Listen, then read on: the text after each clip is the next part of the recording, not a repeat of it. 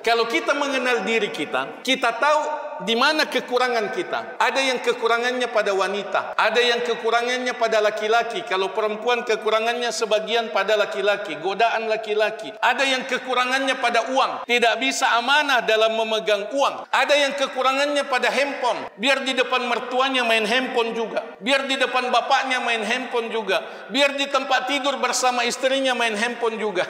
Ada yang main game saja terus kerjanya, ada yang main catur saja terus kerjanya. Itu kita paham di mana kelemahan-kelemahan kita, titik-titik lemah kita. Nah, itu yang kita waspadai. Kalau kita kenal diri, itu yang kita waspadai. Ini saya hindarkan. Kalau saya lanjutkan, saya bisa celaka. Kalau saya teruskan, saya bisa celaka. Kalau saya tidak tobat, bisa pecah rumah tanggaku, bisa berantakan rumah tanggaku. Kita pasang rambu-rambu kepribadian, rambu-rambu pendidikan diri kita di dalam perjalanan hidup ini.